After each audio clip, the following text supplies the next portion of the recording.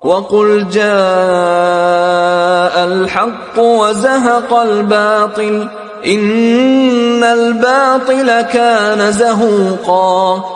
কি মুসলিম হইতে হলে তার তিনটা কন্ডিশন থাকবে। এটা আজকের পড়া, আগামী ক্লাসে আবার পড়া নেব ইনশাআল্লাহ। তিনটা শর্ত থাকতে হয়। একটা হচ্ছে ইসতিসলামু লিল্লাহি বিত্তাওহীদ, আল্লাহর কাছে তাওহীদ সহকারে কি করা? সারেন্ডার করা, আত্মসমর্পণ করা। ইসতিসলামু লিল্লাহি বিত্তাওহীদ। 2 নাম্বার ওয়াল ইনকিয়াদু লাহু বিত্তাআহ, আল্লাহর আনুগত্যে নিজেকে বন্দী করে ফেলা। প্রথম শর্ত কি বলেছি? তাওহীদ সহকারে আল্লাহর কাছে আত্মসমর্পণ করা। হ্যাঁ, তাওহীদকে মেইনটেইন করে, বাই মেইনটেইনিং দ্য তাওহীদ, surrendering to Allah subhanahu wa ta'ala. The second one, inqiyadu lahu bitta'ah, tying yourself in obedience of Allah subhanahu wa ta'ala. আল্লাহর আনুগত্যের মধ্যে নিজেকে কি করে ফেলা? বেঁধে ফেলা।